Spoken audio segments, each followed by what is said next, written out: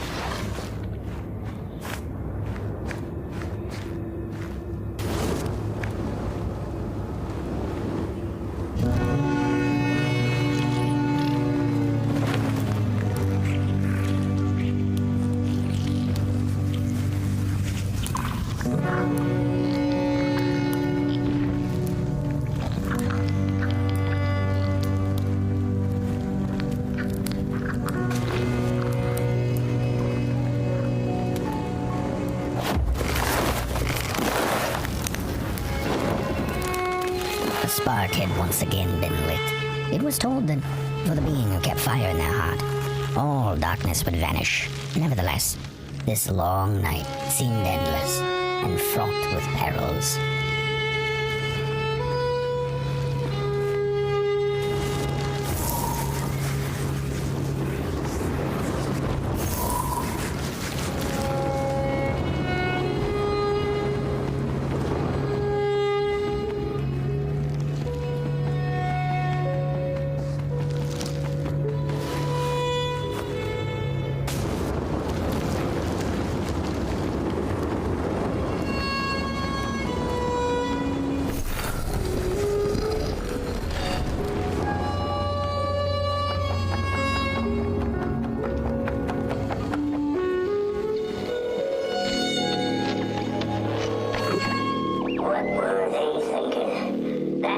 Meant to remain.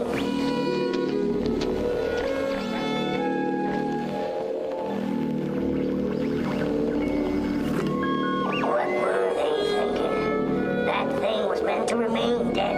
I'm never gonna come out again, no sir. And here it's just me, some ragdoll with his mask. Hello, and that piece. They burned it all away, and for what? Shine a little light on things? I can see just fine in the dark. In the dark, I can see everything clear as day. What were they thinking?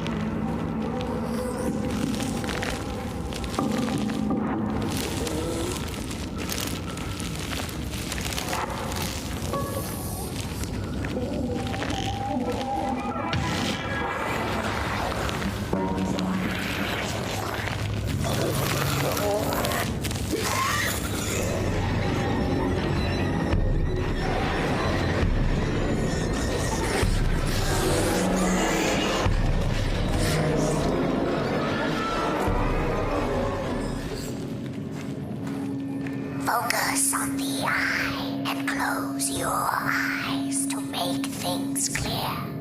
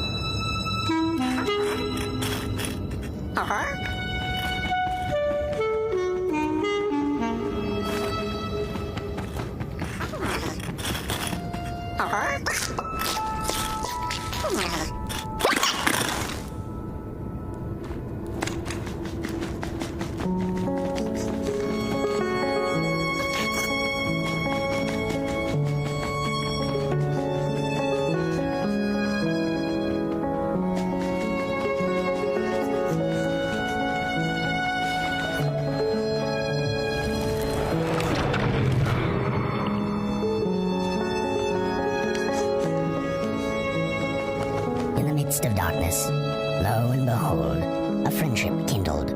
The fire that spread with it seemed so small against the vast night sky, small and flickering, but defiant.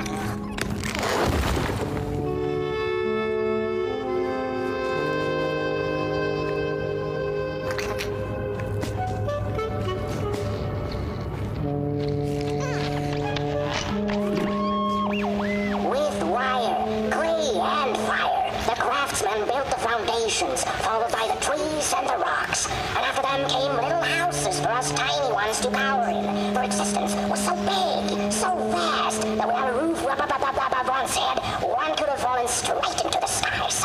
And yet, with all that stuff, they didn't know what to do with us. So I reckon that's why they built the Midnight Walk, for us to wander, for lack of reason.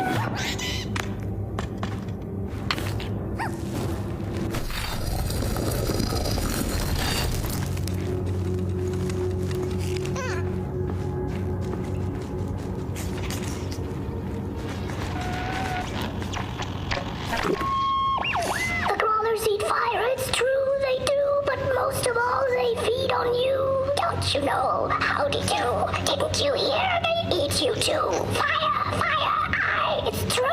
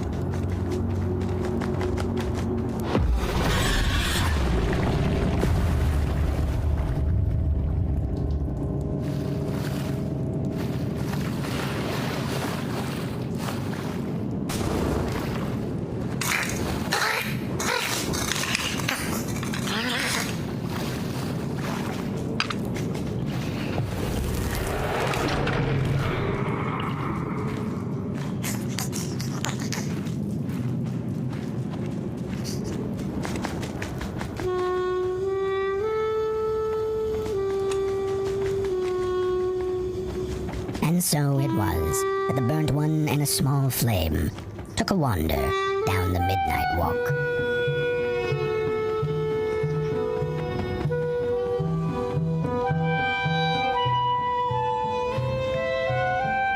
In the closing nights of this era, a wandering flame. How rare, a little pot boy. This is already the end. Your pot boy, the last ember of the work table that was. You are destined to carry this torch to Moon Mountain.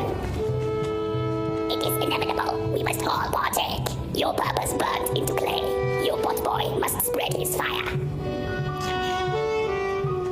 Walk now. Spread your fire. Walk, walk, walk. The soothsayers have spoken.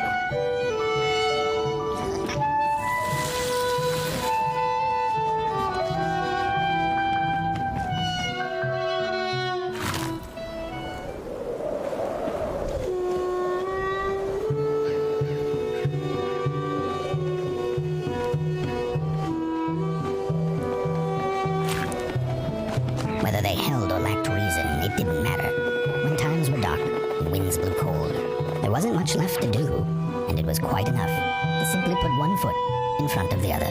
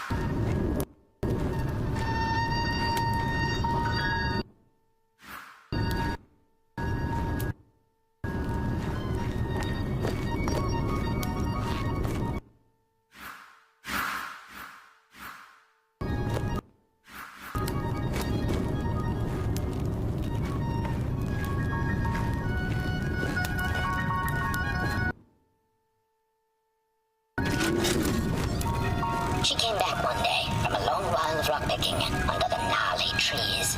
Usually the myrtle had been fond of fall and the refreshing cool of winter, but this time it had been much too long for her taste.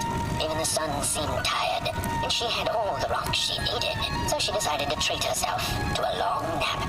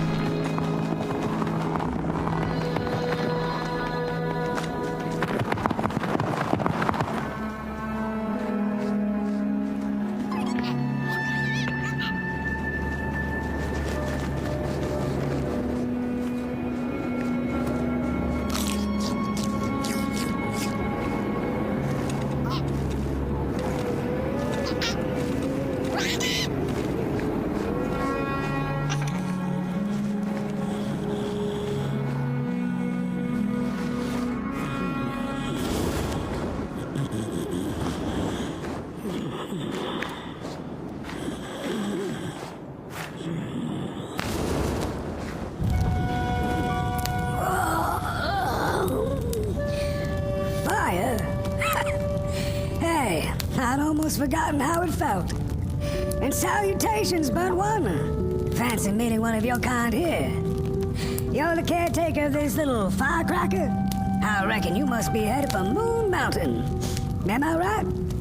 Well then, on one hand, it's just a matter of walking down the road. But then on the other, the Midnight Walk has a mind of its own, and a mind to teach its rider a thing or two to boot. So if you are intending to walk the walk, you better... How is he? Didn't see you there. So glad to see you back on the move. As I told you, it ran away from its owners.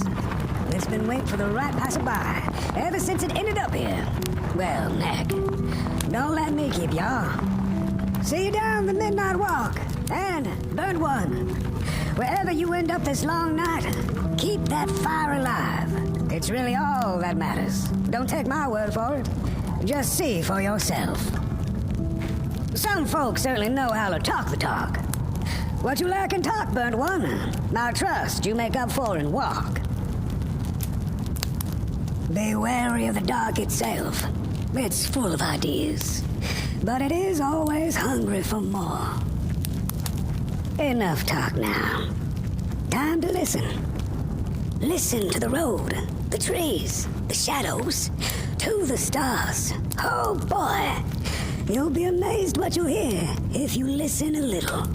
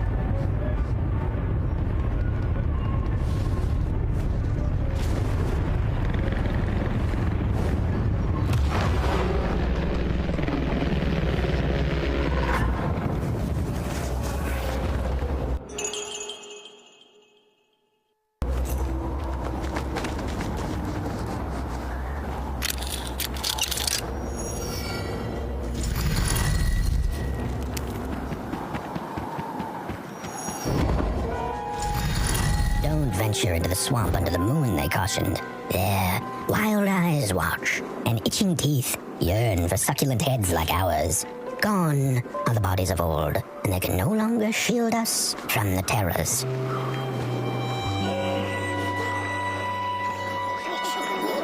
We don't take kindly to somebody's walking around here with 2 feet. Oh, look at those 2 arms swinging around. Disgusting. Get bent limb tree. Get bent limb tree.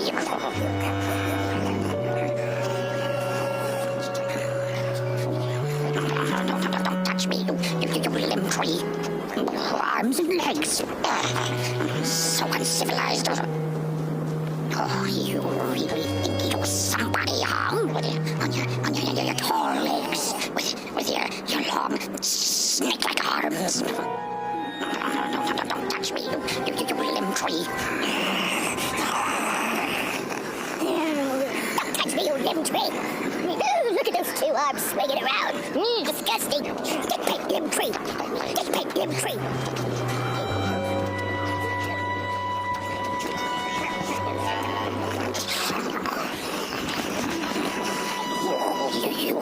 You get out of here.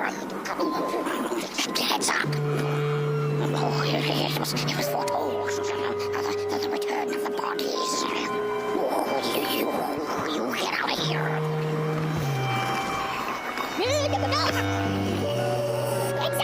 What are you looking at? What are you looking at?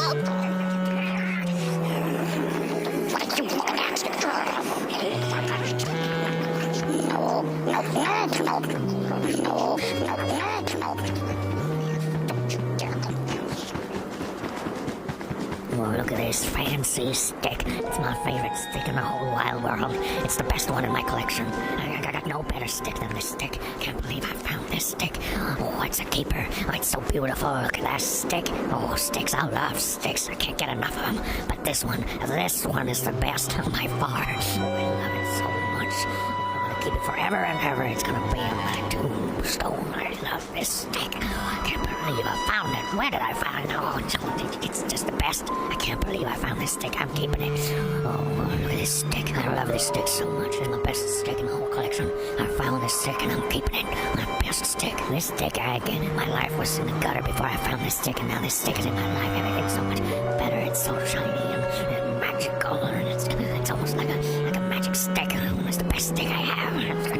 I'm never gonna find a better stick than this one. No, sir. It's the best stick in the world. Oh, look at that. Oh, I can't get enough of it. It's the best stick. Did I say it's the best stick? Because it's the best stick in the whole world. Oh, look at this fancy stick. It's my favorite stick in the whole wide world. It's the best one in my collection. I got no better stick than this stick. Can't believe I found this stick.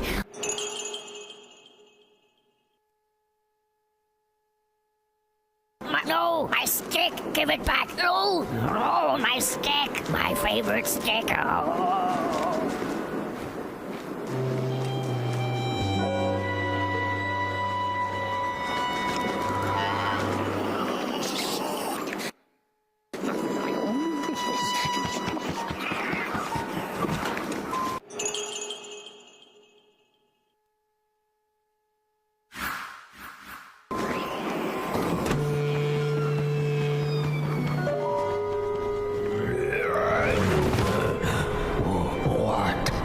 Is this a somebody approaches nobody will?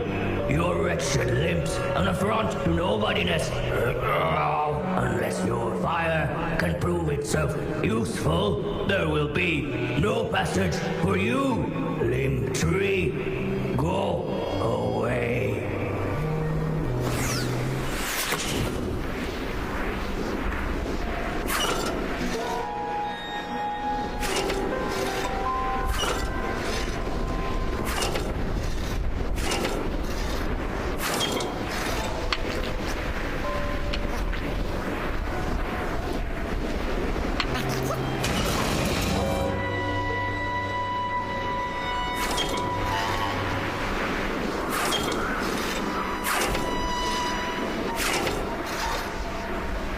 If you like them all, then maybe.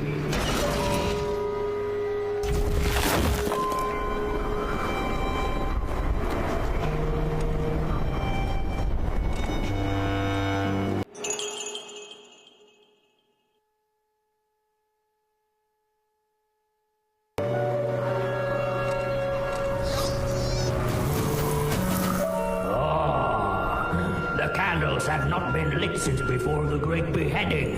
Now fire is back. Maybe fire can help us with our moldering problem. The headmaster will decide. Enter, then.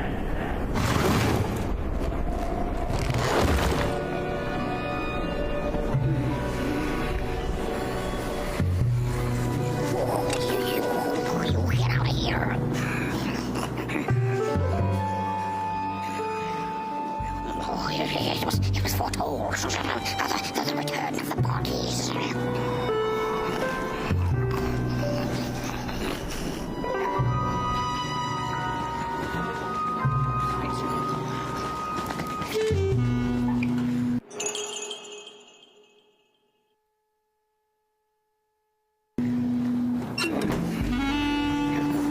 We don't take kindly to somebody's walking around here with 2 feet.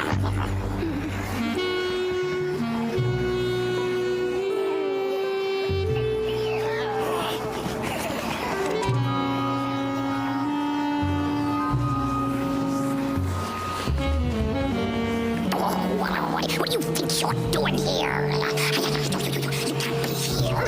You shouldn't be. Why are you here? Here to set us on fire? Well, you can't. We are too many. You can't burn all of us. We would defeat you. Defeat you easily. What are you doing? Stop doing whatever it is you're trying to do. You pick up your little fire devil and go away. This is Nobodyville. Not Somebodyville. Does this look like a place for bodies to you? No, you get out of here and fast. This is very upsetting. So upsetting. Guards, make this one disappear. Make it all go away. This is too much. Simply unheard of. Who are you to enter our sanctuary? You're nobody. Nobody. What do you think you're doing here? True fire. We nobodies haven't been graced by its warmth since the bodies were banished. They used fire for war. Now what's more, somebody disturbs our peace and sets fire on things with its tiny fire devil. You must leave at once. Leave or face sour.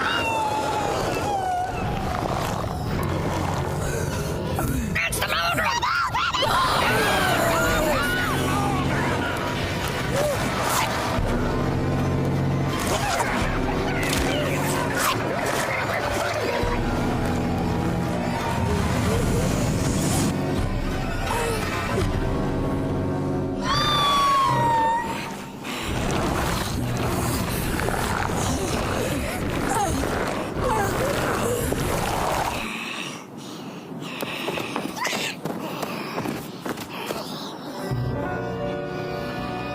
I guess I'm the headmaster now. As you've observed with your own head globes, we have a problem. It is called the Molgrim. Recently she has become bold, moving ever closer to Nobodyville. You should help us get rid of her. Yes, get rid of her. Tame her, just make it stop. And by the powers suddenly vested in me, I will, shall grant you passage through our fair Nobodyville. Here, take this. Now, go do the quest. Meet the problem head on. Tame the Molgrim, and we will. I shall graciously let you pass through Nobodyville.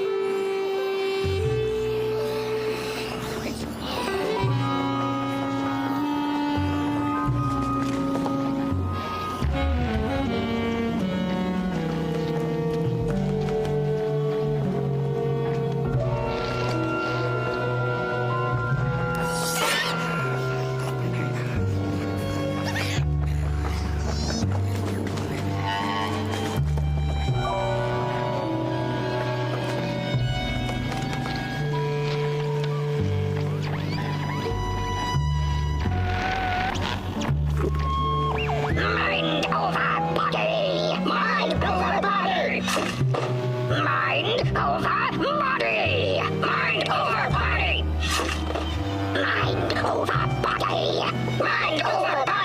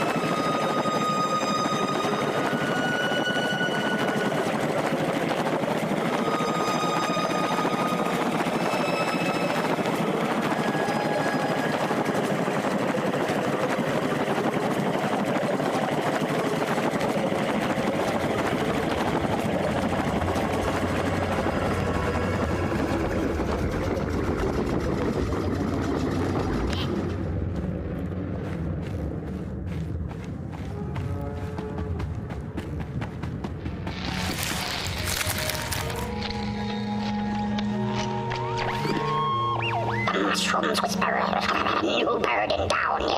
They tell us her nest lies beyond the cold, cold moon. And she came here to witness tragedies. She feeds on these tales you see, sucking fire dry like marrow from a bone. Her eyes are on us now. Like a vulture she waits, knowing that we somebodies are about to tear each other apart.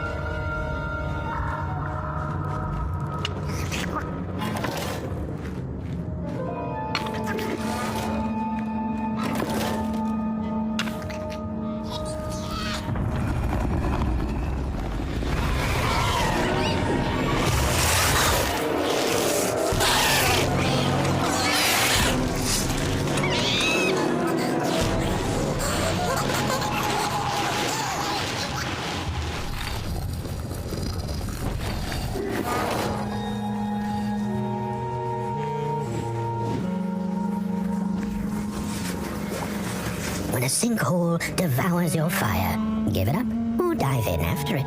An old swamp saying.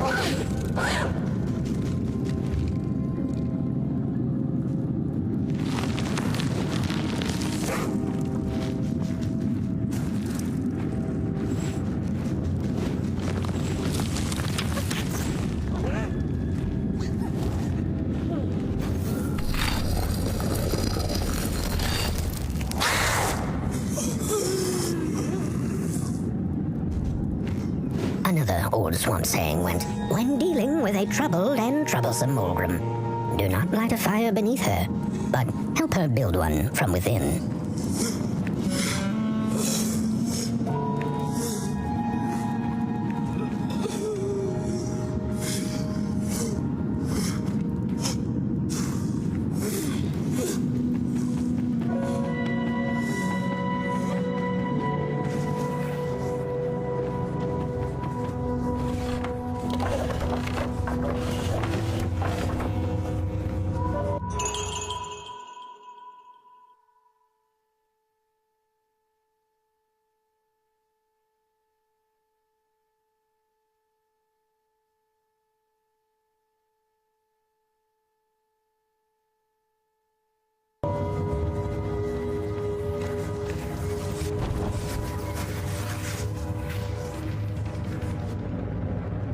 Oh, my neck hearkens the anguished howls of the Mulgrim, and the bitter patter of feet. A somebody and its flame, albeit a small one. 'Tis enough, perhaps. The Mulgrim's precious shards, they must be returned to her lair, to her cauldron. Only then may the cleansing fire burn.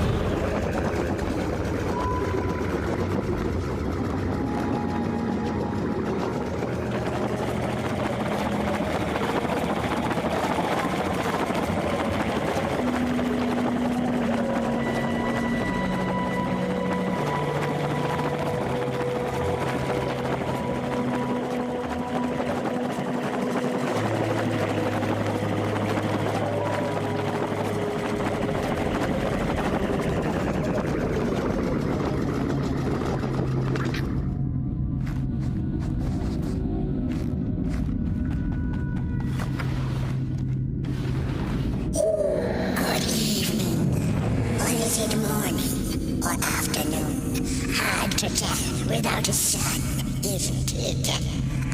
No, it is most certainly night. Or moonbirds moving wouldn't make sense at all. Speaking of sense, will you have an old bird find some in this story? Fire up these dusty murals in the right order, and you will receive a present. I will give this.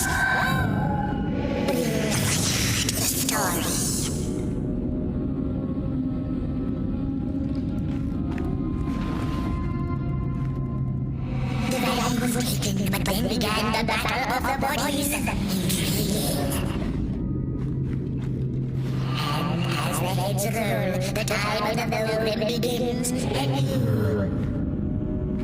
Once upon a time, the Milgrams lived in peace. The battle ended with a great gruesome shedding.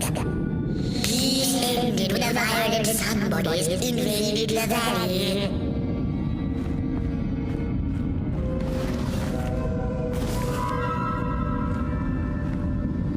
Once upon a time, the Milgrams lived in peace. The valley was taken, but when began the battle of the bodies, the valley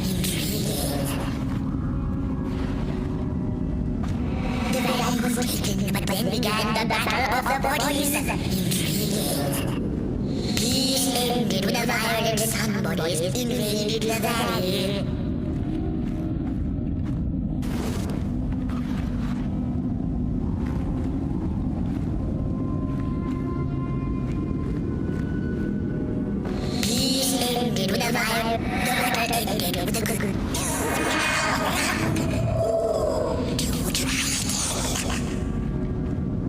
Once upon a time, the peace ended. The battle ended with a great gruesome the time immemorial, the Milgrams had lived in the valley in peace, sharing good eatings and howlings around their fire, which they had inherited from the skies. Then one terrible night came the violent somebodies. They hunted the Milgrams for sport and took their fire for themselves. But the somebodies knew not what they were dealing with, for as soon as they held the fire in their grubby hands, they began to fight one another with it.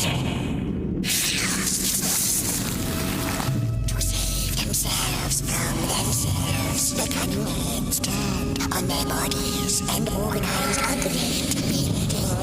And so it was that some bodies became nobodies, and the bodies were exiled. A time of peace would ensue, or so the headlings thought. The last living Milgram had been biding her time, and so now an opportunity to return and take bloody vengeance upon the heads who were now left defenseless without their bodies. The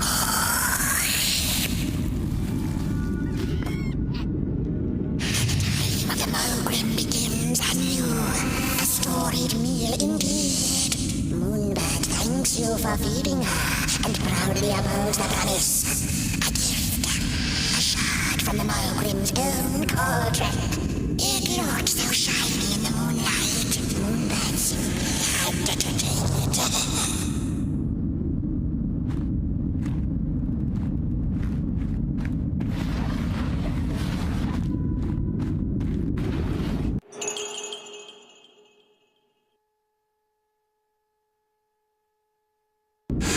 For now, she'll see you in the light.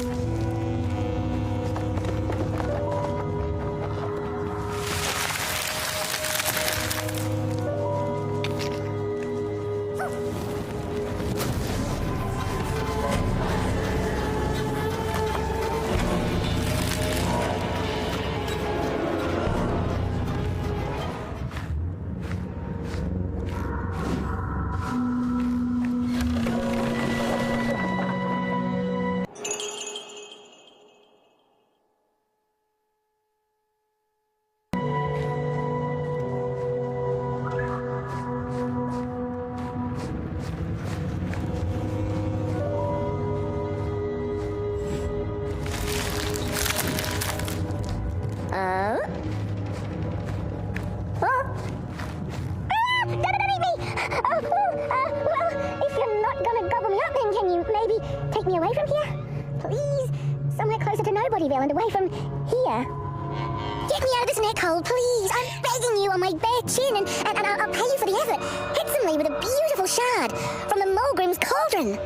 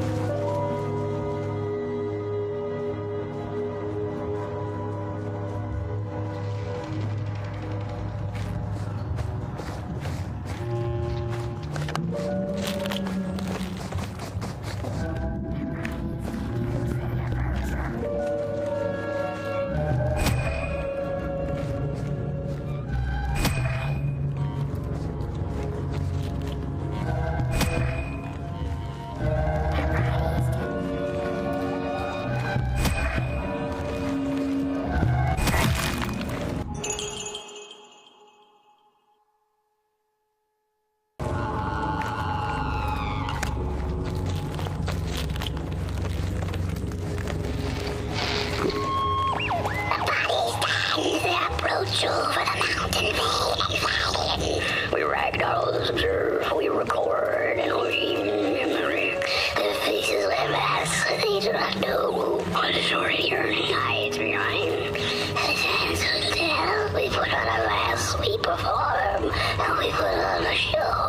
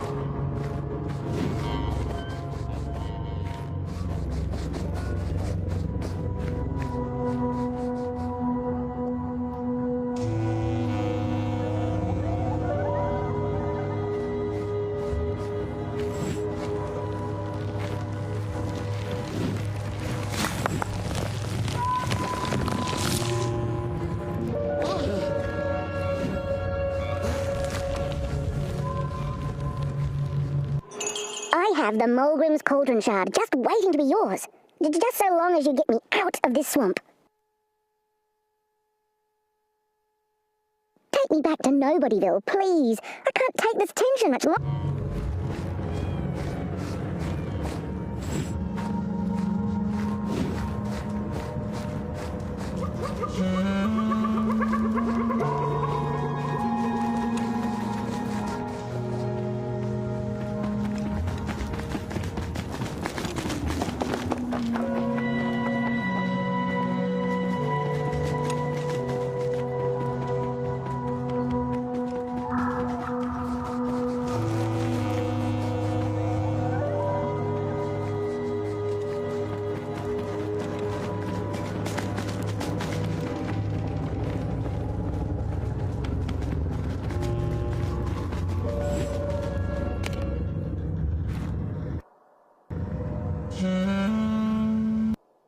Take me back to Nobody.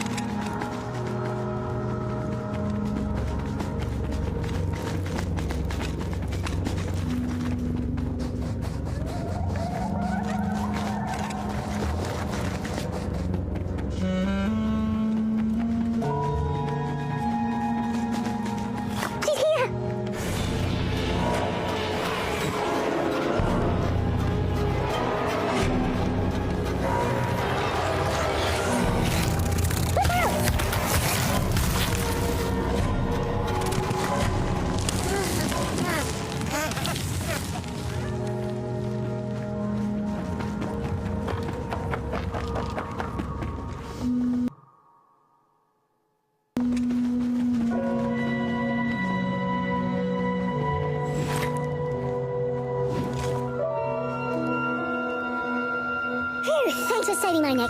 And I think I have a reward for you. A real treasure.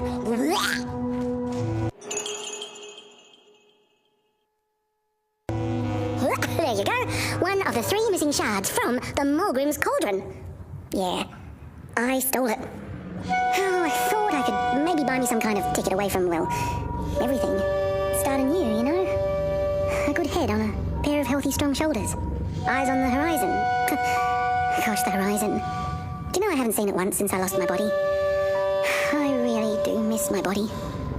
It's a real shame when you think about it, you know? The things that we do to ourselves, to one another.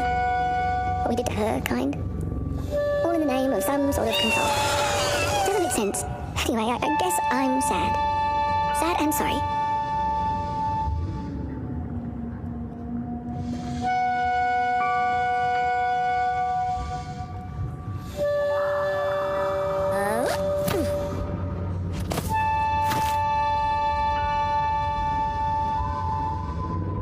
Hey, thanks. You're a great listener. You know that? Just take care of that shard now and maybe put it back where it belongs and... yeah. Goodbye. It's easy to lose one's head when everything you love is either gone, broken, or dead. Yet another forgotten swamp saying.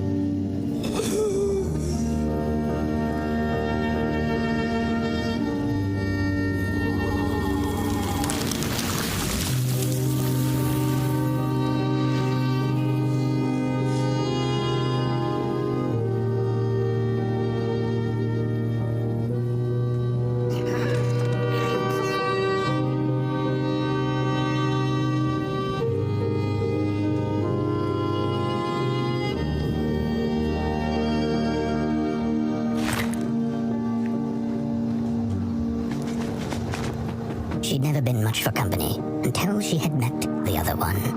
He had shimmering scales, an appetite for life, and carried a faint scent of rotting leaves she found irresistible. Oh, how they used to laugh at the distant stars, bitterly, together.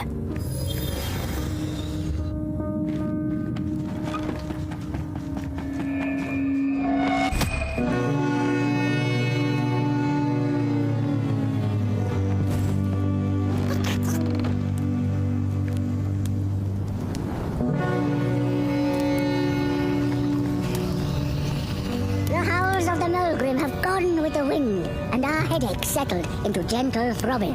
Thank you, somebody, for you have not only graciously saved our necks, but also demonstrated the value of brain mass and heart blob working together. Would it be time for the bodies to return? We must convene on this matter, and you and your wandering flame must now leave through our gates and keep on walking the midnight walk to Moon Mountain.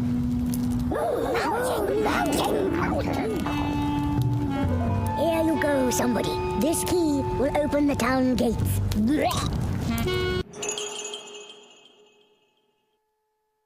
The mountain once again beckons, and the call is answered. Very well. And take good care of your flame. The dark itself is hungry.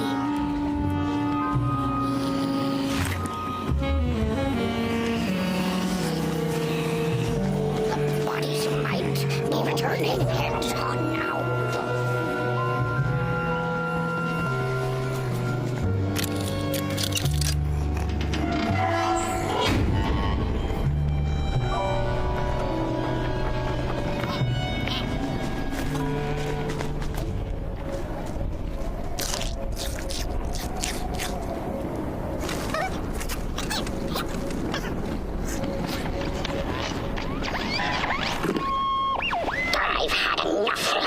First it was the big Mogrim hunt, and then they forced us out into that forgiven swamp. I hate hiking, and then when we had nothing left to hunt, we started fighting each other, and then Mr. Jurgit got this grand idea that we should chop our own heads off and banish our bodies. How does that even scientifically work? I've had enough of civilization.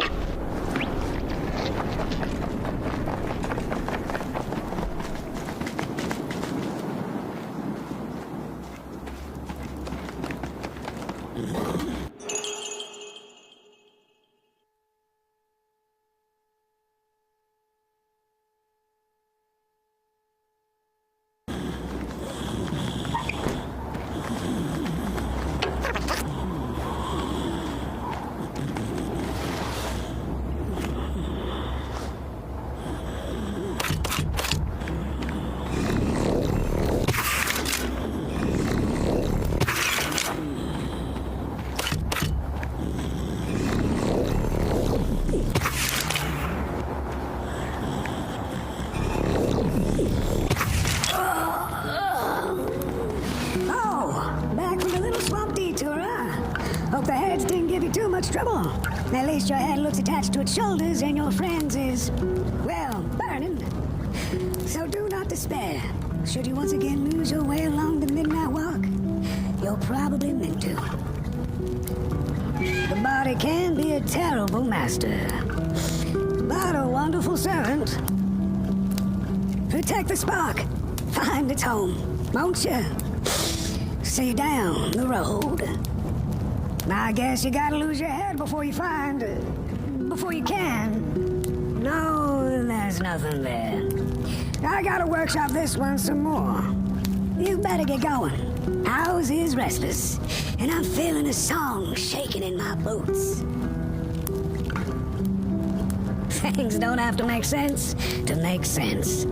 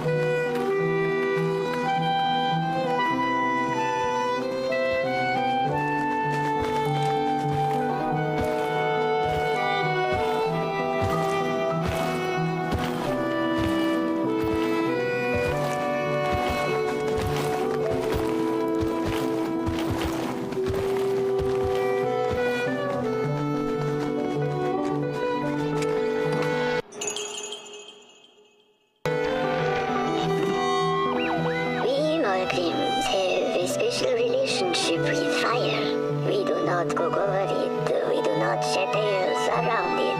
We care not for its warmth. Ours is a different connection entirely. Fire is our window to truth and into the world beyond clay, to which we must return. We are noble beings, bringers of bugs, slime, and mushrooms to help decompose the old and to bring about the new. We are the caretakers of this world, and woe be to those who seek to end us, for they seek to end themselves.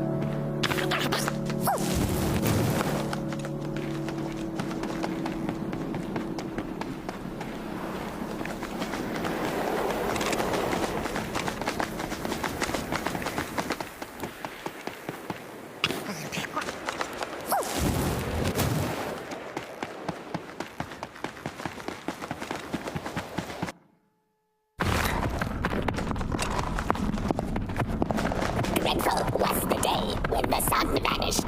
The waters dried up, birds went quiet, and the dark itself seeped unchecked into the work table as the cold, chewed paper moon rose over the mountain. The night that followed would be long as the midnight walk. The burnt one was rare. You do not remember, but you feel it, don't you? You are reborn when need arises. This night, Port Boy needs you, and Moon Mountain beckons. Its call irresistible. A storm is coming. The soothsayers have spoken.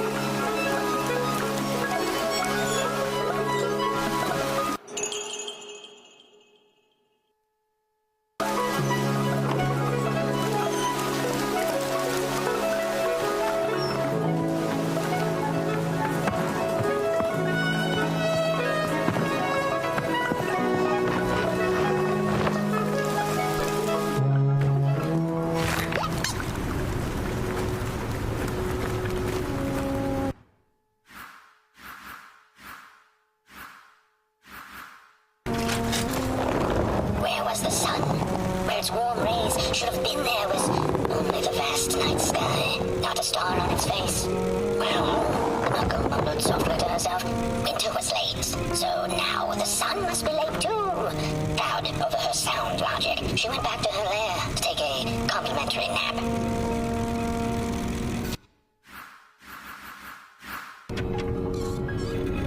The Merkel had taken a nap that had lasted 2 decades. Now that counts as oversleeping even. The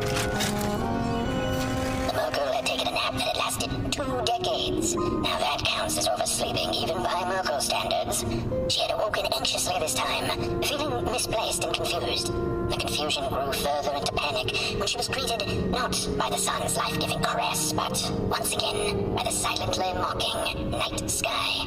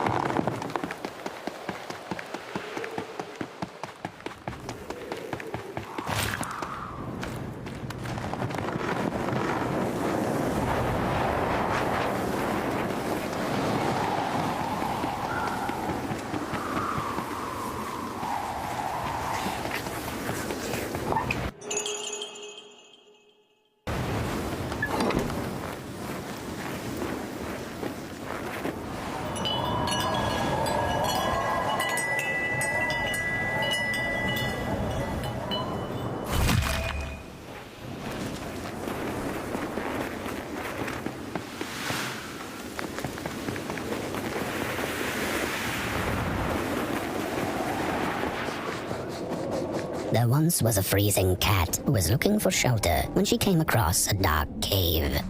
Step into my abode, offered the dark. It will warm you if you surrender your wants.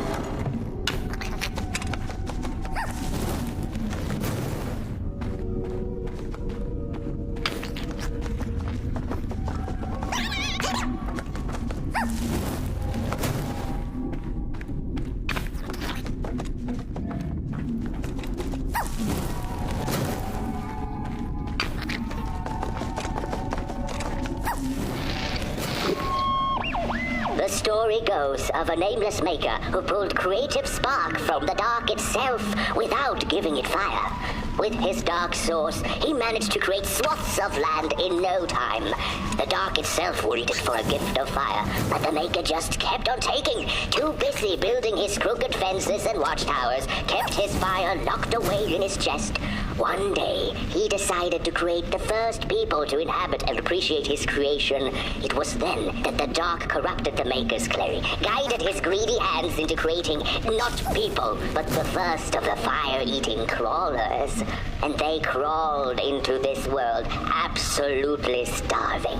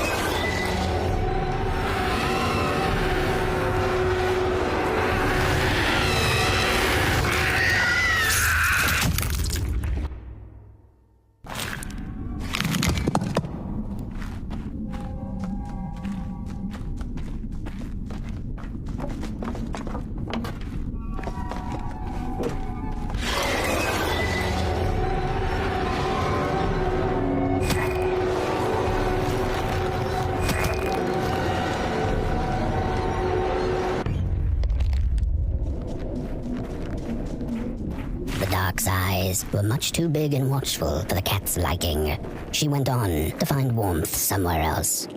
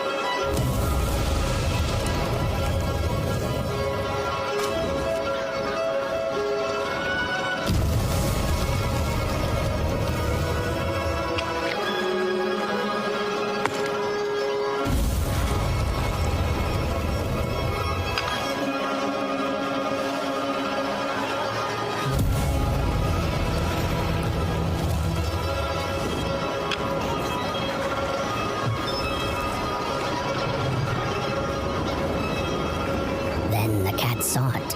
Rooftops hissing the sky. Approaching the town, she was greeted by a crone. Come, kitty, kitty, you must be tired. Sit in my lap, share your soft fur, and I shall warm you for a spell.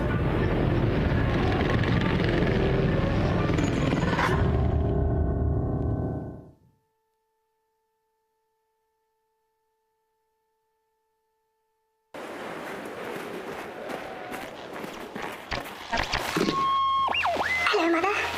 The well said to give it a match, so you and I could talk again. I hope this works, because that was my last one, and well, it's cold now. But it doesn't matter. We can finally talk after everything. So, how are you? Do they have fire where you are? Not the hellish kind, I hope. Is Father there too? I think you should talk to him again. I know it doesn't seem like it, but I know he loves you still. I love you. Still. I can't feel my hands. I can't feel anything.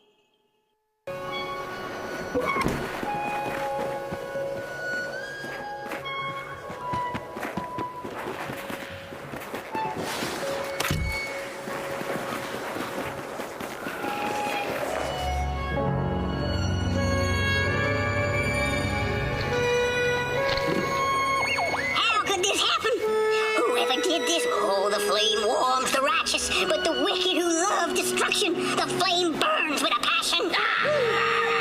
Holy war of the furnace! Feed the thief to the furnace! Feed the thief to the furnace! Coalhaven is doomed! On the wicked the flame shall rain fiery coals and burning sulfur. A scorching wind shall be there locked. Come forth, thief, and confess your hideous crime! Welcome to Coalhaven, newcomer. Good to see a flame in these parts again. I'll be your guide tonight. This furnace here used to run on coal and fire, don't you know? But a thief stole all our matches, wasted them in greed, you see. Now the ghost has come to smite the wicked and punish the thief who killed us. Well, I guess that's it. That's a tour on the house. There's a bone right there in the snow. There ain't no place for a bone.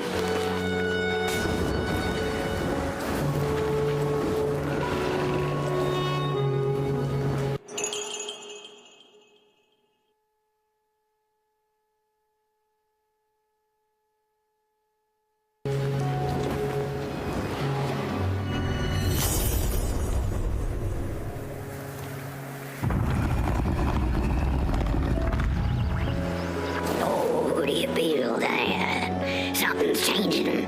That furnace was the soul of the city. We used to worship it, us coal miners did.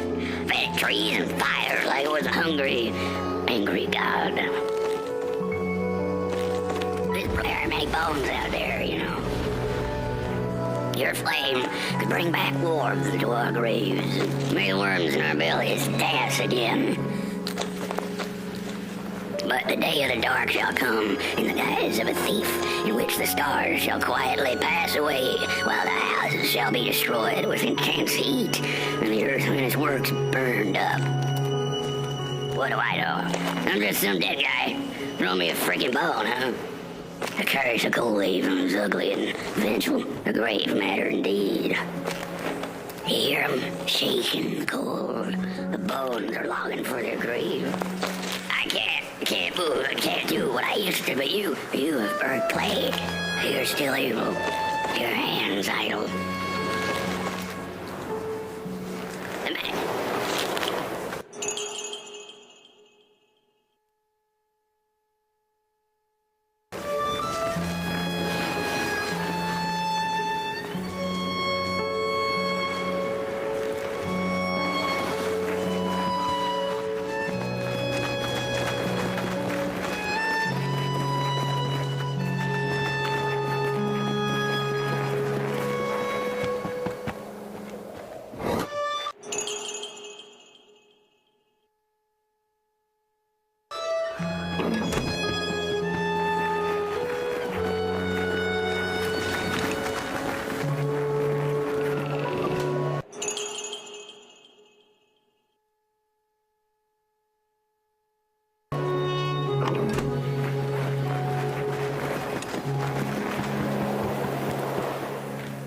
The cat didn't like the crone's crude pettings. Her hands tugged at her fur. Now, rest still, the crone said, as she pulled out a crooked knife. The cat was quick and escaped just in time.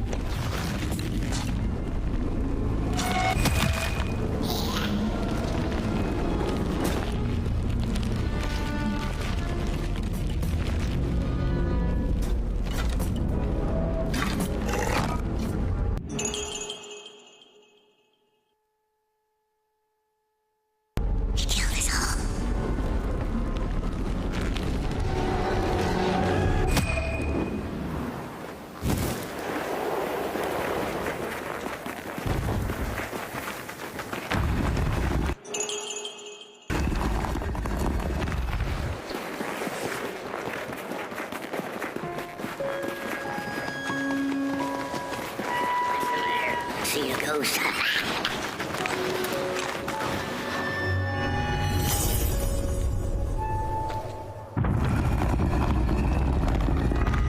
The thief loved the stars.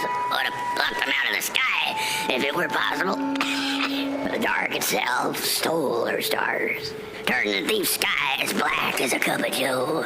And so the thief began to steal matches and lit them, hundreds of them, like little stars of her own. The crooked path to the house on the hill lies open.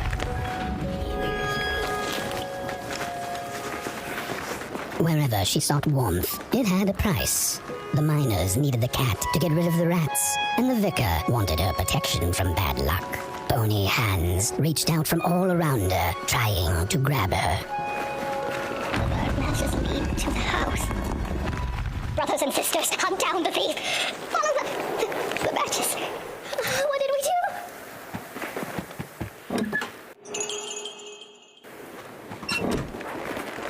And then for what they did. The trail of burnt matches. It leads to the house on the hill. We're running out of matches. You've met your match thief. You're banned for what you did. No matches, no fire, no Coalhaven. The furnace is dead. No matches left to light the oven. We'll freeze to death because of that thief. The oven dead, the thief dead.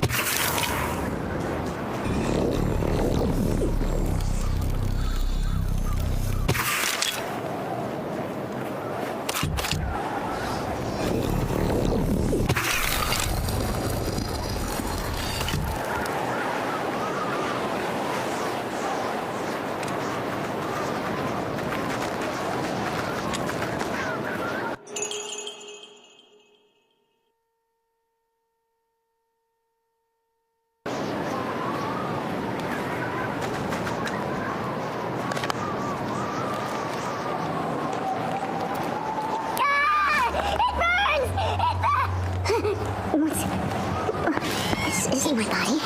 The fire, did we snuff it out? Where's... Did I sink them? The house. It's ruined. Well, it wasn't supposed to go down that way. They locked the door, threw the key into the woods. There was so much anger, and now there's nothing. This body is so uncomfortable.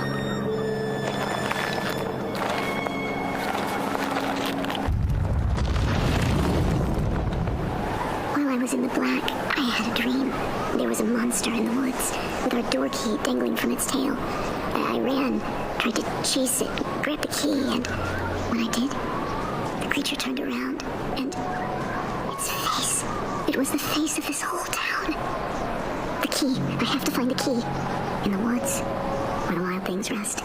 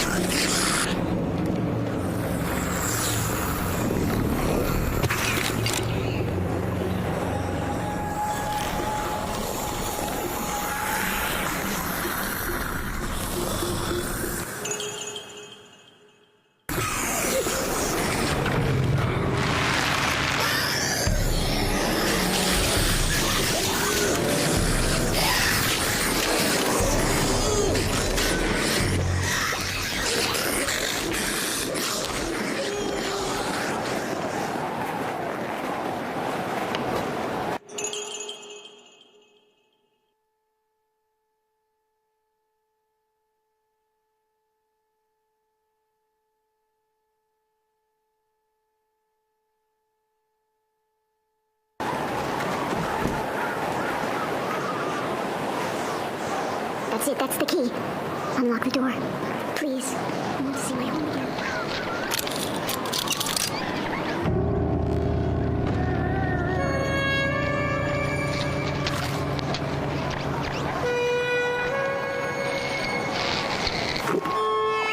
Furnace is getting weak. Council says we're running out of matches. We'll have to harvest more trees then. I don't like it. Losing the forest like this. Not like we have a choice. Mom, Dad! Oh, girl, you startled me. They're coming here. All of them. What's that you're holding? It's just a match.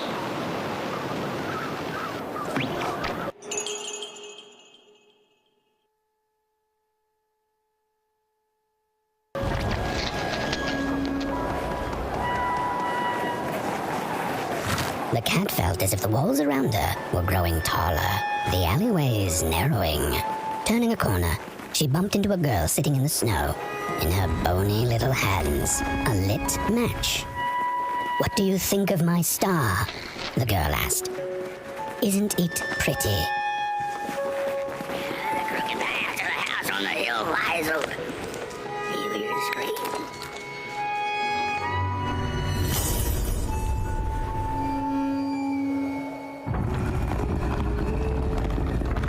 With no matches left, we couldn't light the furnace. And the thief paid a terrible price for her burning greed. As the furnace died, one by one, so did we. But before we perished, the dark itself moved into our hollow husk. Turned us cold and wicked. If I had a heart, I'd feel great shame for what we did. I'd feel great shame for what we did. The old man feels it too. Should have been long dead with the rest. He just wasn't ready to go. At least he has a reason for sticking around.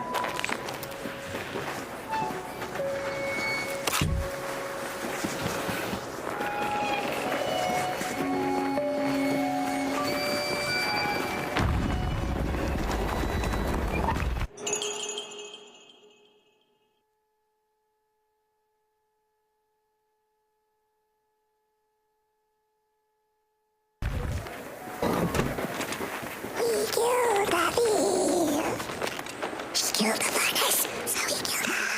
Murderers all! Murderers! He got carried away. Man is the one left. He killed the furnace, so of us all. The old man showed us the way to their home. He didn't know it was hers. Otherwise, he kept it secret. I know the thief was to blame, but she was just a child. The anger kept us warm, but only for a spell. Now there's nothing left but cold, sharp guilt. So much guilt. Why aren't I dead? What have I done? What did we do? I thought we just punished her. She was miserable and found comfort in fire. Shame. Shame. The furnace died, so we had nothing left.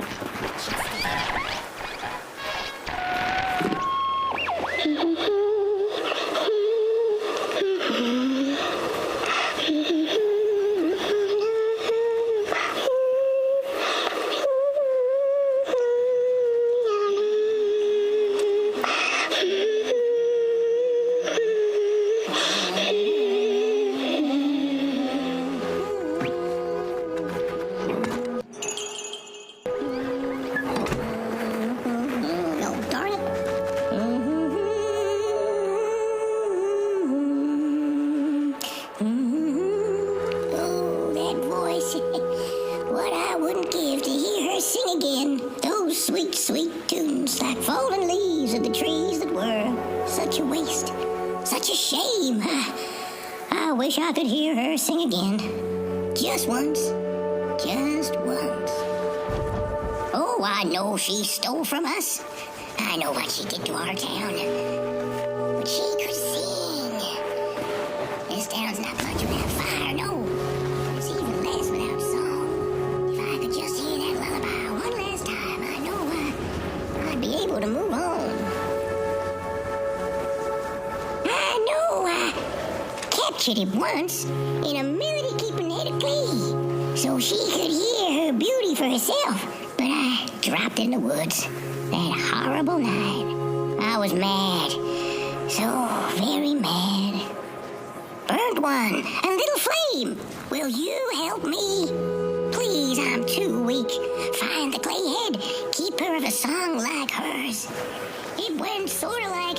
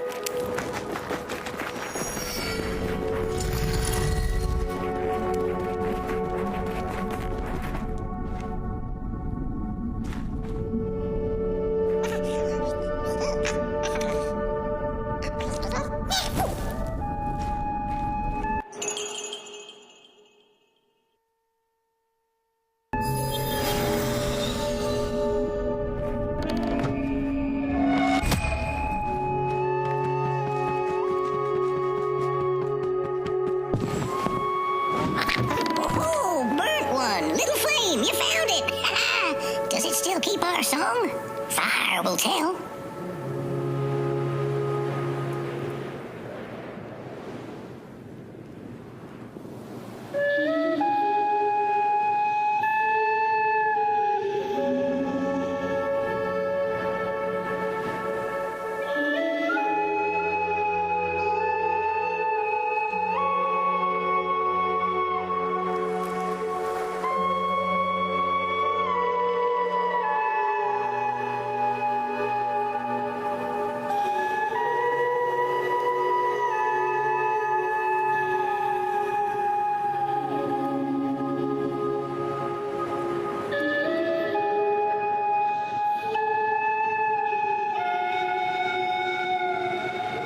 Little soul, you charming little wanderer, my life's companion and body's guest.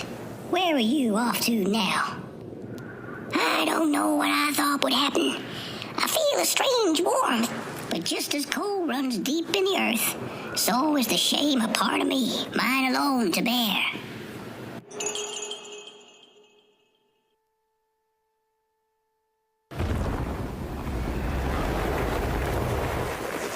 The girl offered her burning match, her last star, but the cat could tell she needed it all for herself.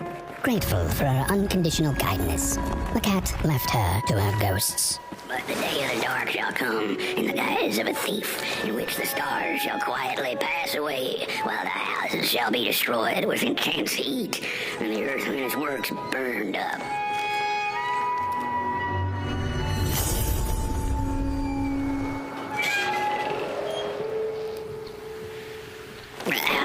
The door to the flame is open. Sorry there. You just haven't lit it yet. Now, if you don't mind, a little spark. And just maybe we'll be able to die for real this time. In life, I didn't mind a little loneliness, but this is the worst. The furnace longs to burn once more.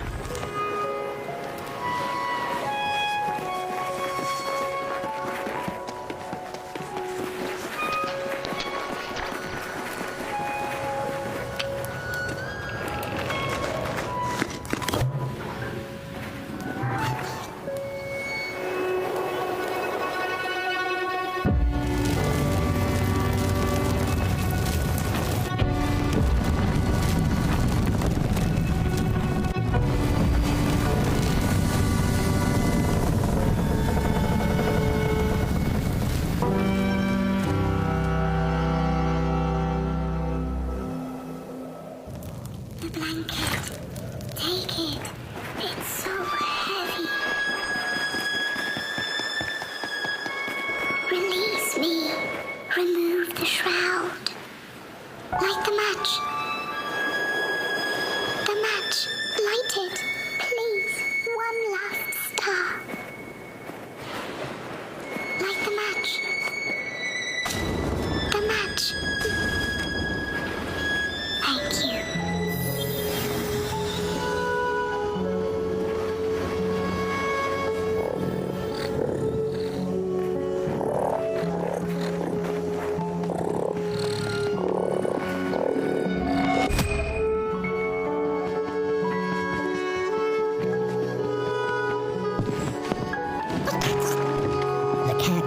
Settled in front of a giant burning furnace. In its bright flames, she could glimpse a dark future. This did not matter to her, for now she was eternally warm and at peace.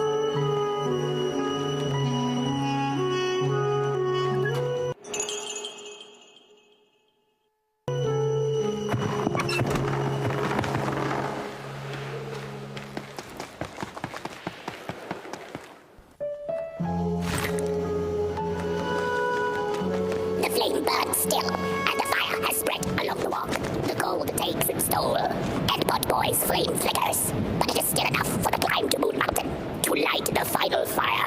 The road always leads to Moon Mountain. Hark! His fire belongs to the mountain. It came from beyond the moon. You have always been destined to burn. The soothsayers have spoken.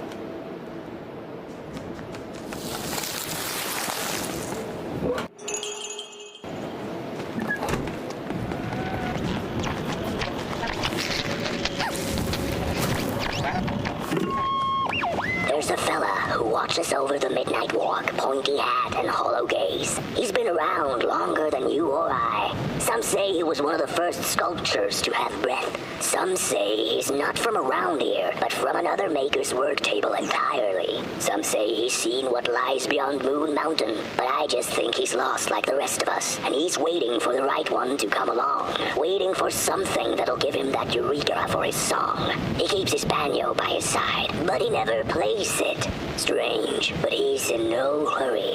He's got all the time in the world.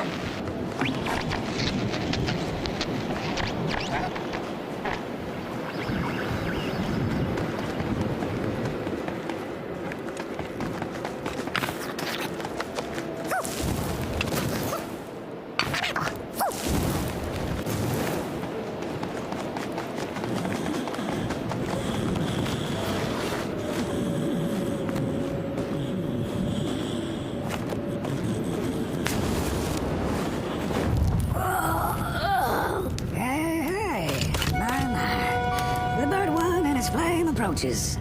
The road's been long, hasn't it? And it just keeps on going, don't it? Why don't you rest here for a spell?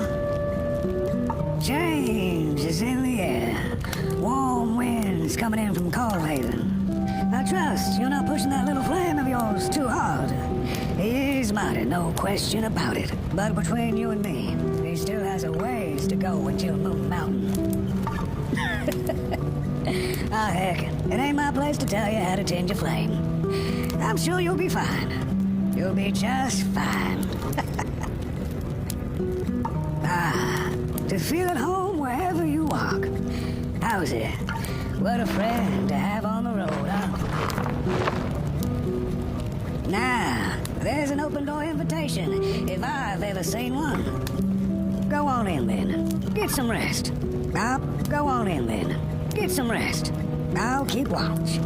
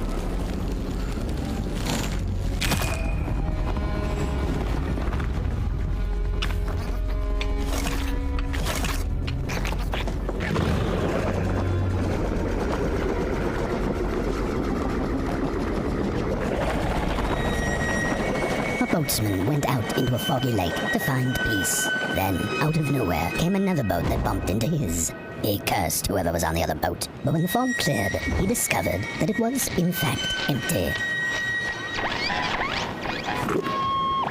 These are of a guy on the woods, rebirthing the bodies of the burnt one. Failure after failure, they keep coming back. They lie dormant, and then they awake at an appropriate time, during times of dark, to perform a task. The taskmaster unknown, rooms held on the flip side of a coin. Little dolls in a dollhouse made of matches.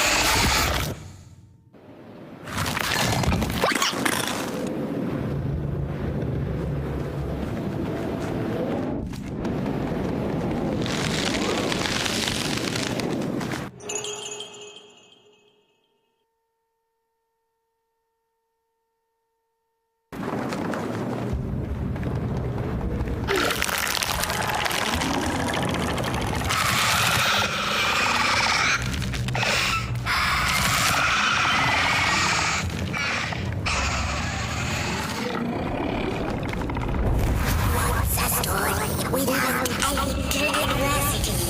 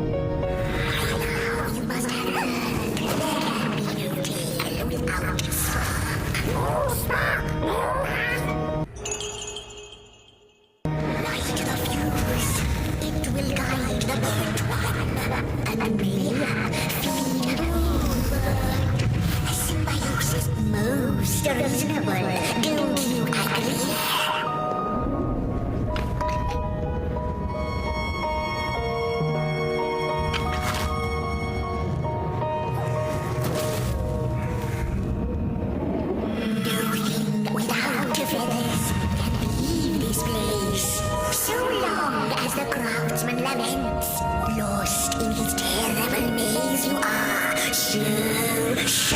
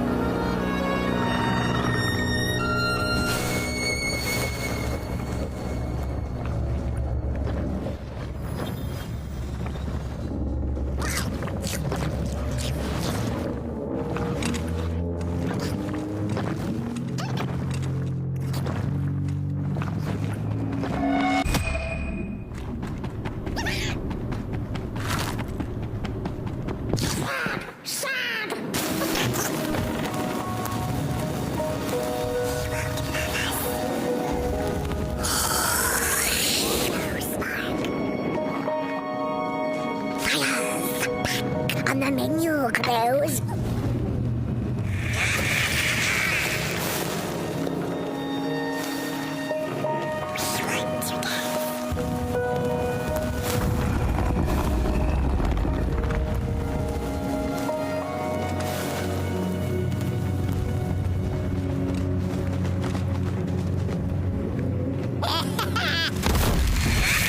I see you. Not to crawl closer, Moonbird. I see you. Not to crawl closer, Moonbird.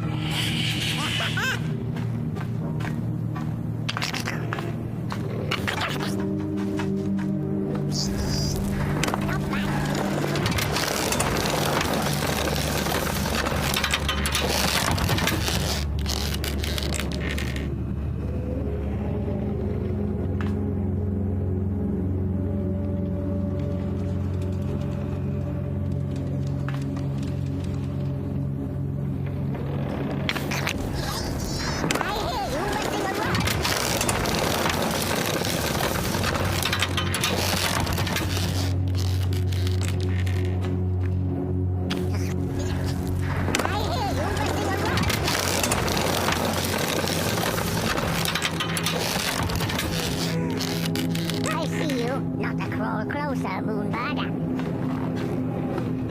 Big project, no spark. I will rain fire on your grave.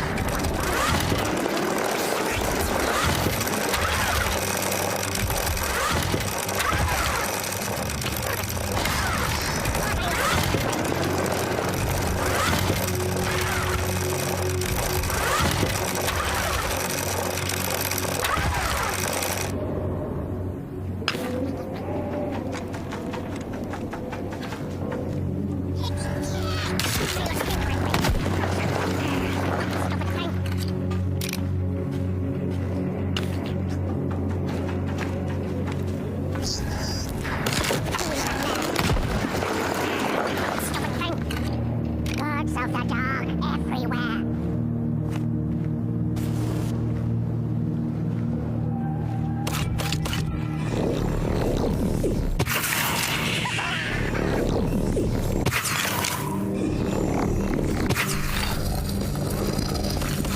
I see you. Not to crawl closer, Moonbird.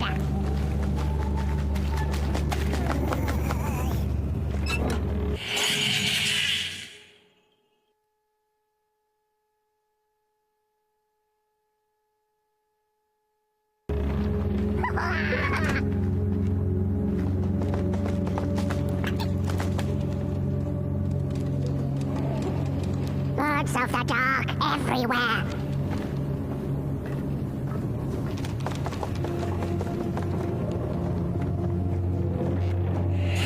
The moving pictures are not for you.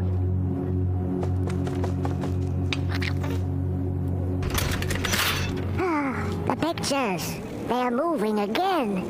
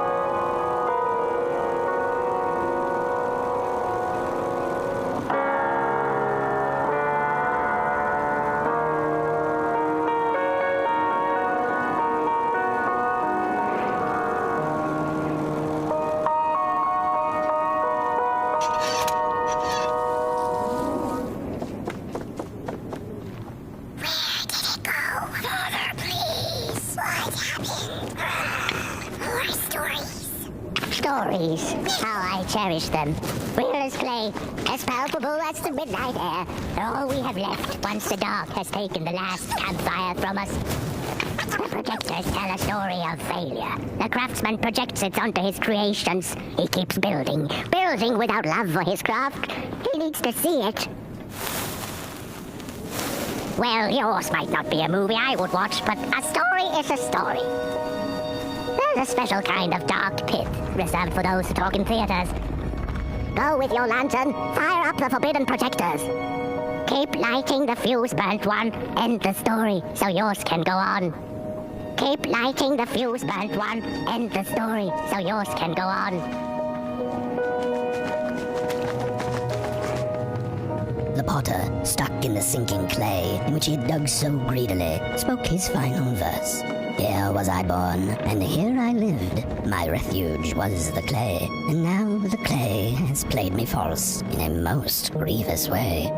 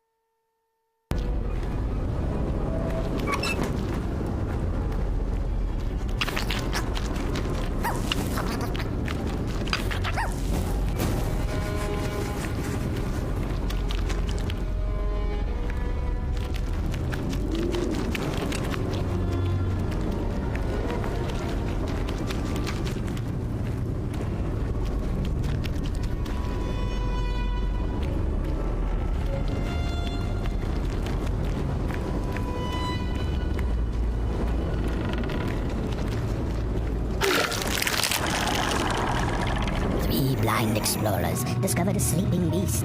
Each of them touched it and described it to one another. Its skin is coarse, said one. No, its ears are big, exclaimed another. The teeth are its most prominent feature, declared the third. Who was right or wrong mattered little, as the beast awoke and ate them all.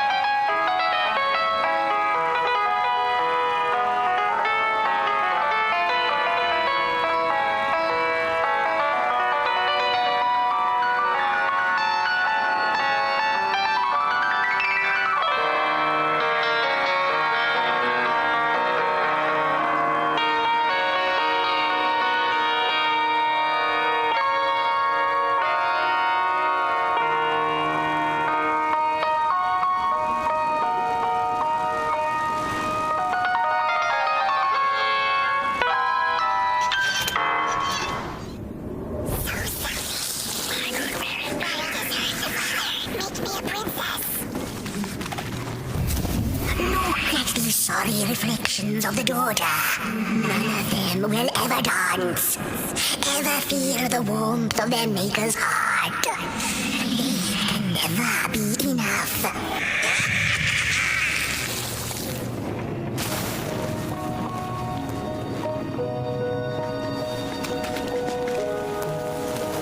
After years of searching for her son, the weaver was convinced she had lost him to the dark. One night, there came a knock upon the door. "It's your son," said a voice. "Please, let me in." Thinking this was some cruel spirit come to mock her grief, she remained silent until her son gave up and left, never to return again.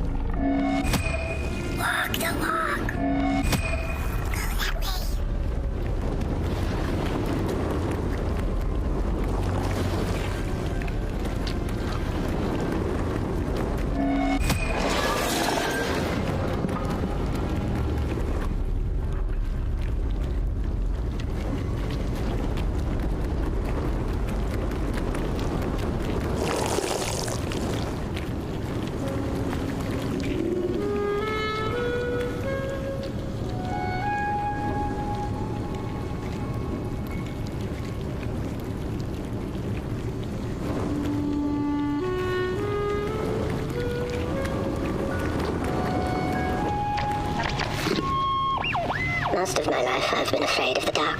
When I was little, my childminder got annoyed with me and tossed me into a wardrobe as punishment. She let me sit there, alone, and I sat perfectly still so that no closet monsters would notice me. It was the longest, most terrible 15 minutes. Many years later, I don't know what happened, but now I love sitting alone in the dark. I get into the wardrobe, close the doors, and I sit perfectly still. It's like a void, empty, but not cold, where nothing exists and everything is possible.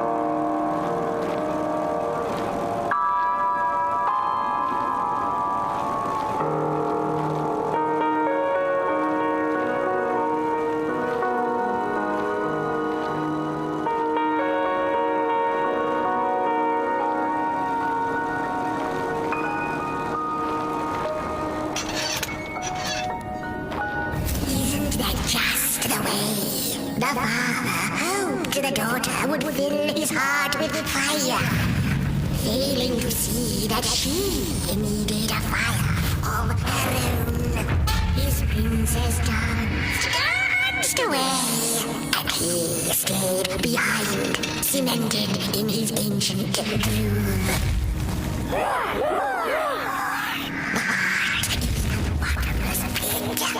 Never seeking, always craving for more.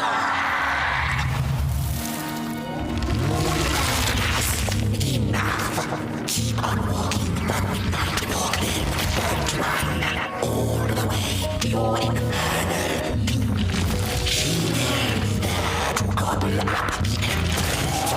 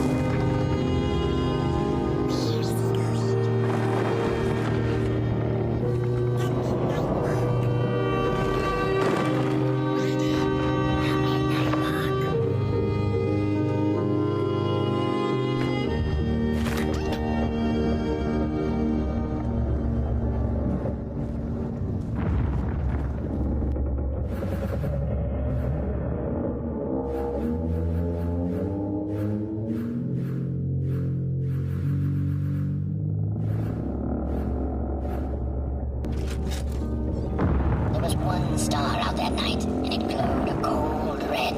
Who took the sun away? The Merkel asked it, but it was too distant, so she could not hear its reply if it had one.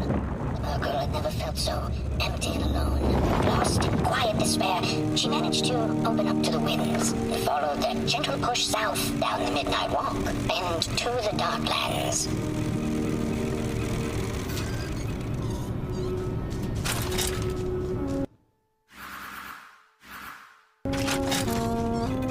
After a long while of following oversized snail-like tracks in the mud, trudging deeper and deeper into the mushroom-ridden swamps, the Merkel heard a harrowing howl.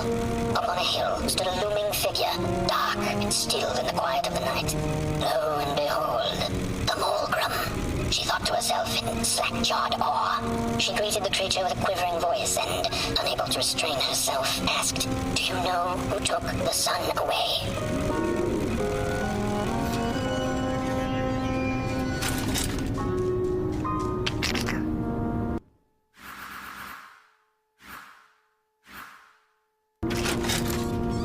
Talking to monsters had never been any Merkel's forte, but this meeting proved spectacularly disastrous. Barely escaping the gnashing teeth of the Mulgrim, she managed to escape by jumping into a lake, following its stream away from the swamps. Although the Mulgrim was far behind her, she could still hear its melancholy howl. Mad with grief, she mumbled, "As I will be, unless I find the sun again." Tired from running, she searched for shelter and found a dark, dank cave. cozy, even by Merkel's standards.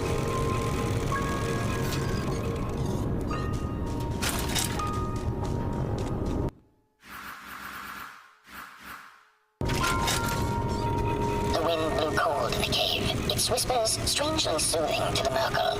As it turned out, the whispering belonged to a pack of starving crawlers who had begun circling her, their language known only to the dark itself. "What are you searching for, little limb tree?" they sounded in guttural unison. "These are dark days, and your kind does not belong anymore." The Merkel gathered her courage. "I am looking for the sun. I know you crawlers eat fire for dinner. Did you eat it?" They sniffed her lantern hungrily, and instinctively, she offered its flame to them.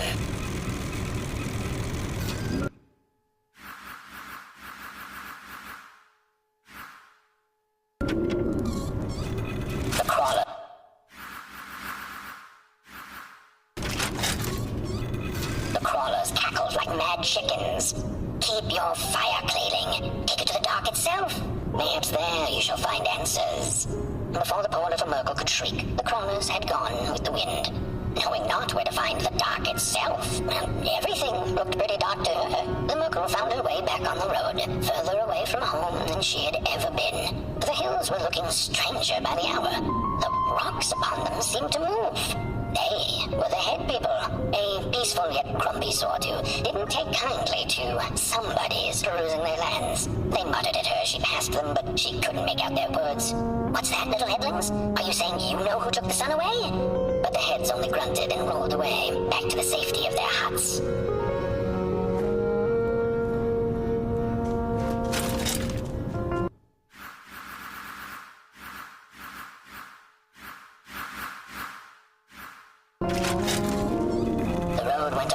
The shadows grew all around her. Was this the dark itself? Not sure whether she was alone, she asked out loud, "Does anyone out here know who took the sun away?" By the side of the road lay 3 peculiar faceless and person-sized doors wrapped in muddy bandages. A stone's throw away lay some strange masks. The Merkel followed her instincts and put the masks back on. And the dolls did come to life. They began to dance a haunting dance around her, and before she knew it, she was dancing too. When it was all over, their masks fell off and they went back to lifelessness. The Merkel silently thanked the dolls for the dance and went on her way, deeper into absolute darkness.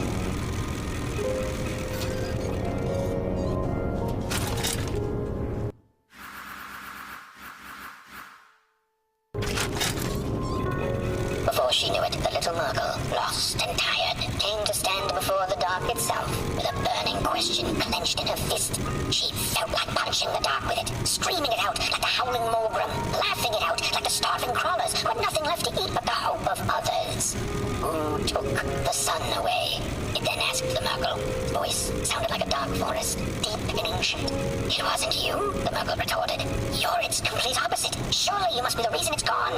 The dark then replied, "I am but the absence of light, not its adversary. Light is because I am. How could I possibly hold it in my possession?" The Merkel felt her anger fade. She understood little besides one thing, that the darkness was not behind the missing sun, nor her suffering.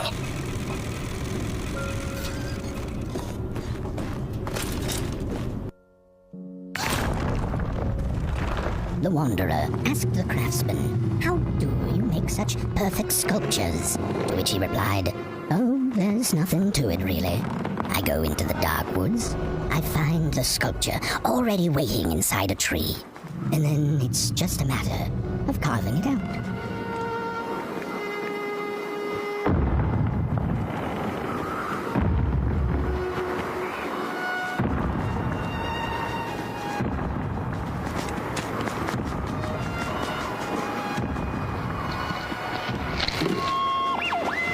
Child, I exchanged letters with a monster in the woods. We were best pals, and we shared all our secrets with each other. One day, my sister told me that the monster wasn't real, that she'd written me all those letters to play a joke on me. But the joke's on her, because I knew the truth about the monster in the woods, and we exchange letters to this day.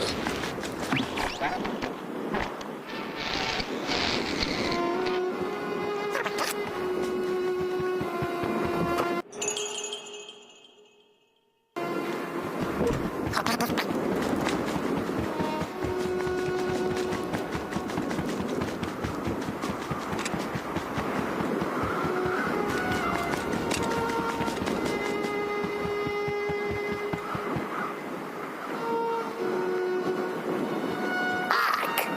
very far now. Not very far. The flame longs to be free. Caged, it cannot truly burn. How beautiful. How tantalizing. It is simply the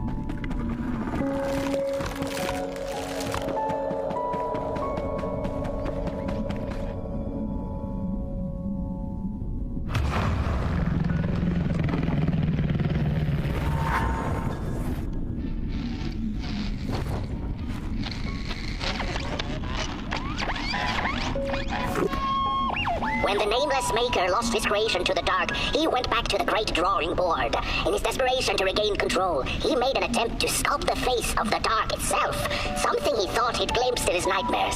But the face wormed itself out of his mind's eye, and instead his twisted sculptures came alive, grinning and many-legged.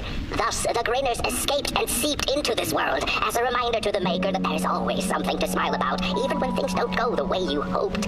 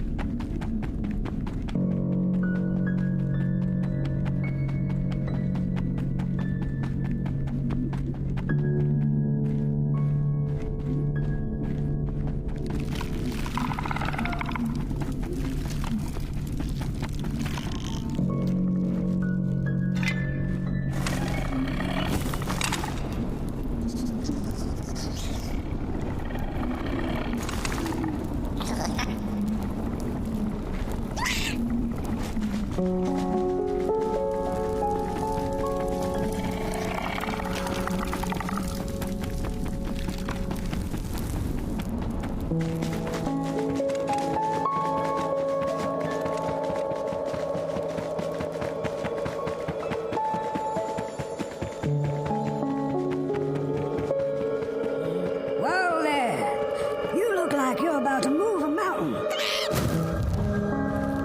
That's what I get for trying to get in the way of a flame and its destination. Let him walk his walk.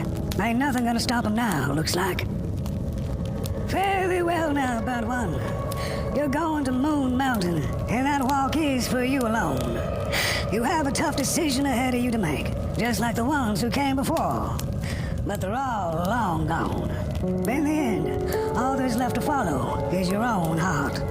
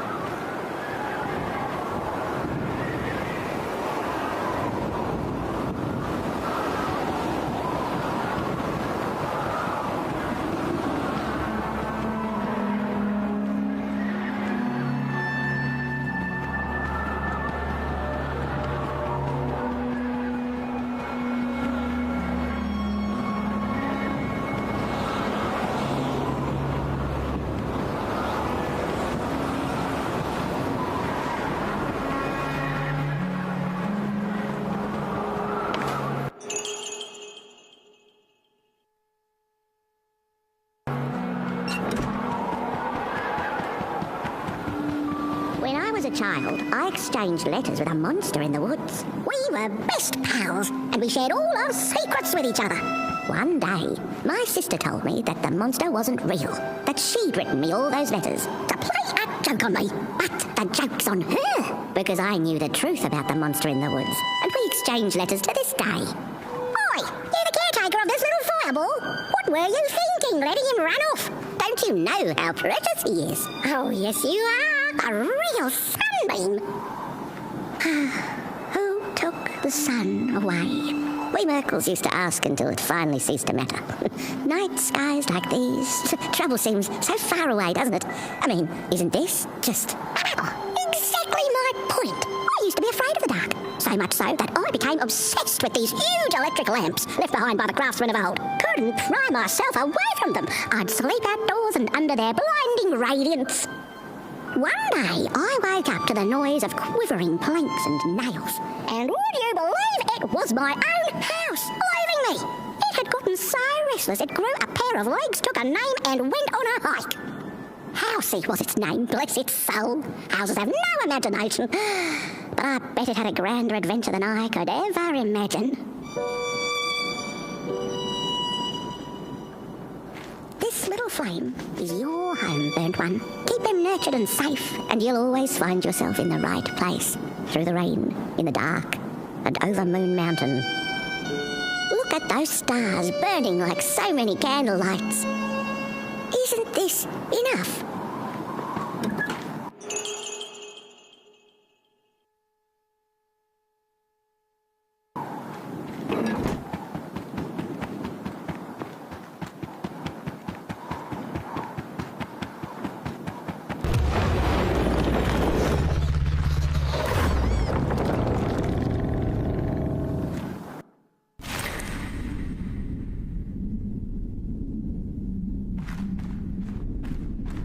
What is the dark? Is it ugly and cruel? Is it a place for monstrosities, for fools lost in the woods? A terrible void where all your nightmares come true.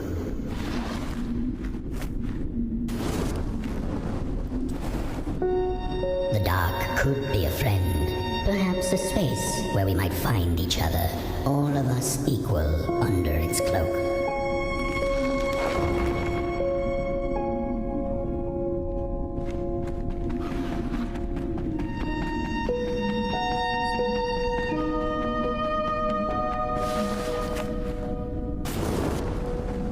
The dark could be an embrace and the release of the old, like taking off a tight shoe, laying bare one's feet, and taking a first step onto a new adventure.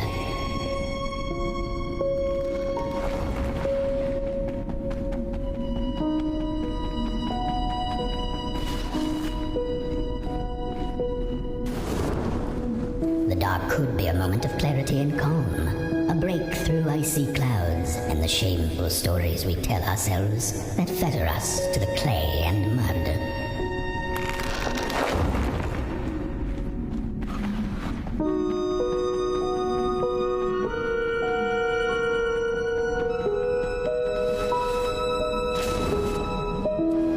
The dark could be the space and time that we need to recover from the death of a dream and the quiet promise of a new beginnings waiting on the other side of grief.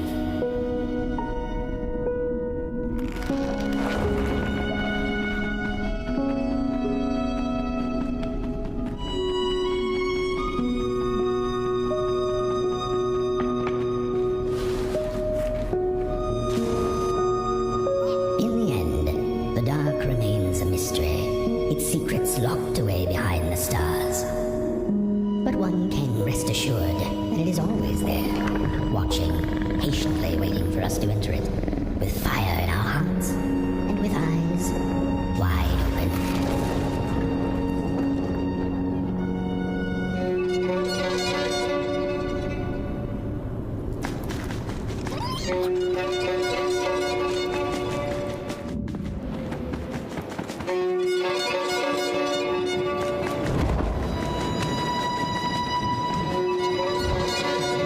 You've arrived. Your fire is dying, but the last embers will light the final fireplace and send your pot boy home. Can you do what you must? Naturally, you must. It is destined, and you will be loved and forgotten. The soothsayers have spoken the last words. It has been an honor to watch your journey to the work table's edge. Now go and burn.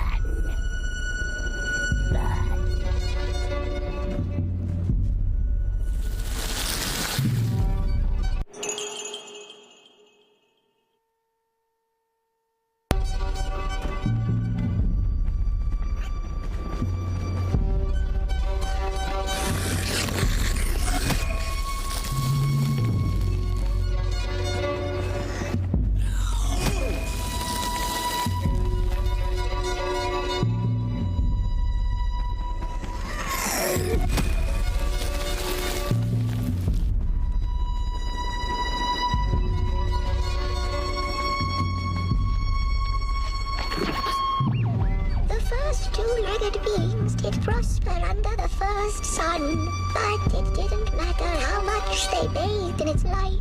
They craved more. They sought to cage the sun, harness its power, and make it theirs. But the makers in their foresight had put the sun far, far away, so far that no creature could reach it. That's why, in their desperation, the two-legged ones began to collect matches, lighting them like minuscule suns of their own. But there are only so many matches in this world, and one day they'll run out, and they shall once again look to the sun.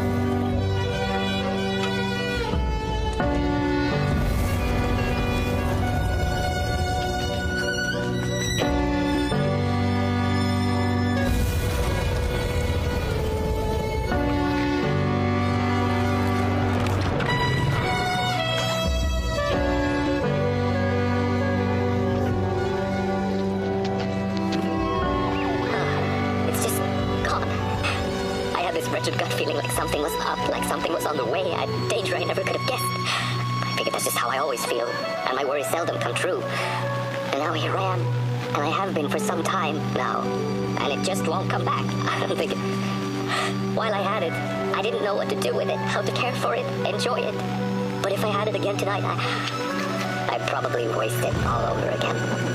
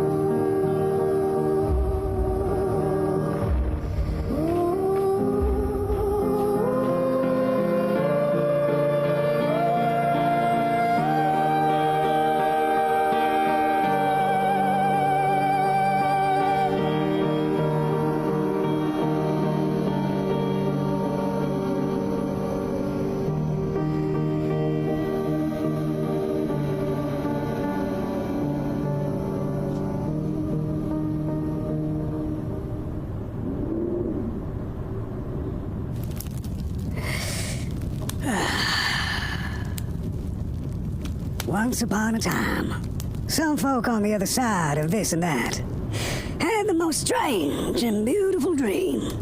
I hope that tonight you caught a glimpse of it, and I wish you the levity and grace to smile in the darkest of times and on the way down your midnight walk.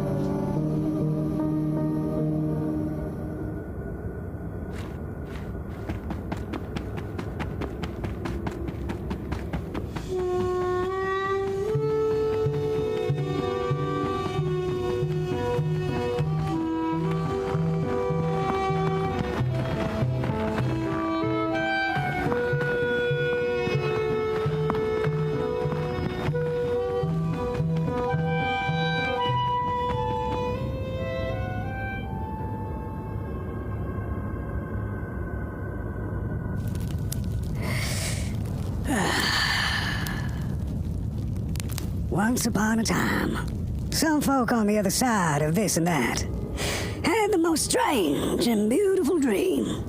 I hope that tonight you caught a glimpse of it, and I wish you the levity and grace to smile in the darkest of times and on the way down your midnight walk.